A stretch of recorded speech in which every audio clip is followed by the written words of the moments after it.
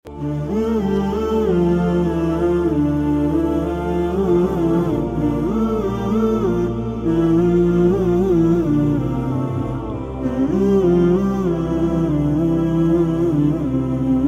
pastikan muzaki yang mengeluarkan zakat sudah meniatkan zakatnya, sudah diniatkan, baik ini zakat mal atau zakat fitrah, ya sama. Kalau tidak diniatkan, yang membedakan duit kita keluarkan sedekah atau zakat itu niat.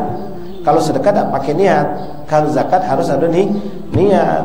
Kalau kita bentuk beras ngenjuk baik atau duit kita ngenjuk baik tanpa diniatkan, berarti bukan zakat, sedekah biasa. Yang pentingnya niat. Jadi ketika mereka nyerah ke beras, tanya sudah kamu niati belum? Kalau dong nitip mal, kadang-kadang gitu juga, masya Allah, memberanikan diri, nerima juga zakat mal. Ya, hati-hati ikhwan, niat kita jangan sampai salah. Ya, kalau tujuan kita, kalau kita tahu di situ amil bakal dapat bagian daripada zakat, lalu kita membuka juga peluang zakat mal, karena kita lihat, oh ini lumayan, ini kampung, ini komplek ini kalau zakat mal pacak bisa terkumpulkan ratusan juta. Hanya naudzubillah dari ujung-ujungnya tujuan kita nyari duit. Nah, ini musibah. Bukan ada nilai ibadahnya seperti itu. Ketamakat, kerakusan. Jadi pastikan sudah diniatin belum Pak beras ini? Oh sudah. Nah, kalau sudah, lalu nanti pastikan juga beratnya pas dah. Bapaknya ngenjuk berasnya berapa? 2,5 kg. Bila perlu di depan dia tolong timbang. Kita kan punya timbangan kan? Ambil itu. Timbangkan lagi. Siapa tahu kurang timbangan dia. Timbangan kita, timbangan yang kita yakinkan akurat, pas. Pas dia nyingok. Oh Pak kurang segaris. Tapi aku nimbang di rumah, ya itu timbangan Bapak. Ada tuh kami timbangan ini, timbangan bagus, apalagi digital gitu. Pasti kenapa? Aku ini kesian Bapak. Kalau Bapak kurang dari 2,5 kg itu standar paling rendahnya 2,5 kg. Kalau kurang dari situ Bapak tidak berzakat namanya. Karena zakatnya tidak sempurna. Sedangkan Bapak punya, bukan tidak punya. Nah itu perlu dipastikan minimal 2,5 kg atau lebih afdal. Pastikan berat tidak kurang dari 2,5 kg.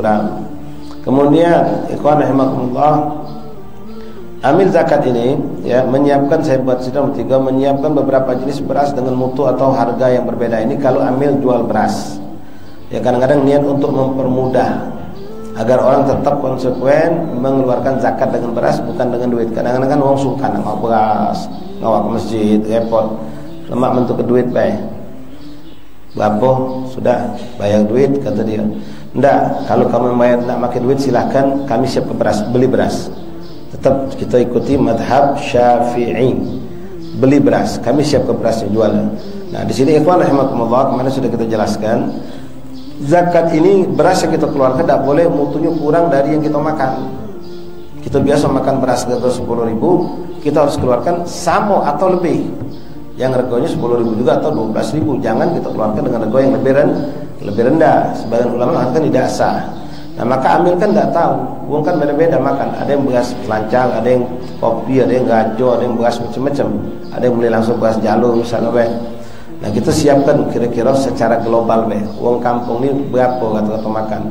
Ya kita bisa tanya, ini amil, ini tugas amil. Jadi bukan amil cuma duduk manis baik, ikhwan. Macam ketip dalam urusan kami itu. Nah, hati-hati, bukan cuma duduk ngisi baik, nanya nih, benar tak kau ni gadis? Tapi bukan depan uang. Janda apa gadis? Jandanya kapan meninggal? Apa curi? Ditanya detail itu. Tugas ketip itu. Nah ini juga amil, harus dia tahu. Dia harus berpikir. Wong komplek ini, wong daerah kita ini rata-rata makan beras. Kita bisa tanya berapa orang. Kalau ada 10 baik dari wong 100, itu sudah bisa menjadi contoh. 10 itu sudah cukup, jadi simpel. Contoh dari wong 100. Berarti kalau 10 ini kata-kata sama, insya Allah berarti sama. Kalau beras antara 10 sampai 12.000, siapkan beras seperti itu. 10 sampai 12.000. Nah kita siapkan ikhwan, beras ini kira-kira wong kampung ini kebanyakan nak beli beras di masjid. Kalau kita dengar wong berapa sekampung ini kakaknya, kurang lebih berarti kita nyiapkan misal 200 kantong beras. Jumlah penduduk gala-gala 300 orang. Kita katakanlah nyiapkan 200 kantong beras. Barangkali ada yang nak membeli dewek, ngawak dewek beras. Nah siapkan. Alangkah repotnya menyiapkan 200 beras. Iya harus seperti itu. Jangan salah seperti banyak yang dilakukan oleh amil-amil yang dia tadi tidak pakai ilmu. Dia cuma nyiapkan 10 kantong beras. 10 kantong beras disiapkannya untuk dijual. Dia tidak mau repot nyiapkan numpuk-numpuk banyak, mengkusi banyak-banyak. Dia tidak mau.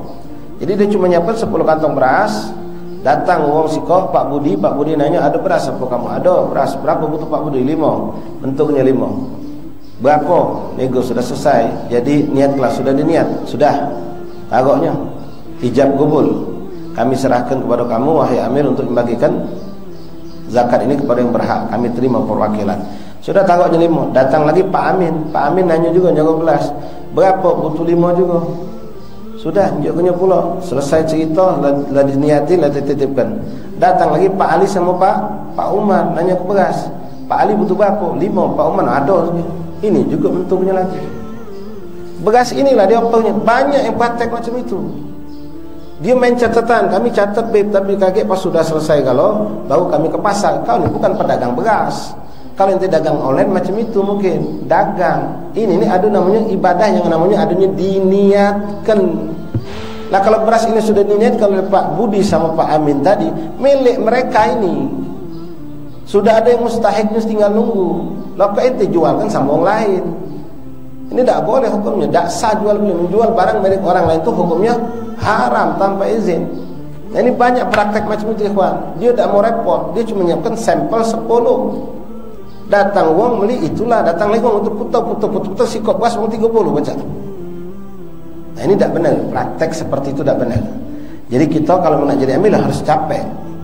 Tapi beb kalau kita lah mengkosi banyak 200 atau kaki cuma terpakai 150, ya kita harus ada ya berpikir. Datang ke beras ini tidak harus kita langsung wadai kalau 200, kita cari toko yang punya jual beras, kawan kita barangkali, kita janji kami nak ngambil beras. Kami ini butuh perkiraan 20 karung. Cuma ya kami boleh jadi kaget tidak tahu apa masyarakat yang beli sama kami galop tidak. Sekiranya ada lebih kami nak balik ke, tapi tidak kami buka karung itu. Misal, kan bisa. Kalau toke tadi itu ngomong 20 balik 5, senang hati dia. Balik 10 lagi senang hati 10 karung laku. Nah kita beli sistem seperti itu. Prediksi kita ini bakal sampai 20 karung. Tapi boleh jadi siapa tahu cuma 15 karung. Kita sudah ada janji dulu. Kami nak ngambil dulu 20. Kalau memang ada sisa tidak kami buka, nak kami balik ke kakek. Oh iya sudah lajulah tidak. Buka dulu 10 karung, wadai. Kira-kira mulai menipis, buka lagi, wadai lagi. Kan itu cara berdagang. Ya kan? Ini kan masih proses dagang ini. Tambah lagi, pas sudah habis, bahkan kita ngambil lagi kalau habis. Kalau kurang, kalau lebih ternyata sampai hari terakhir lebih tinggal 2 karung, ya balik ke toko tadi. Ke toko tadi balik kan sisa 2 yang kita beli kemarin kita bayar. Seperti itu cara.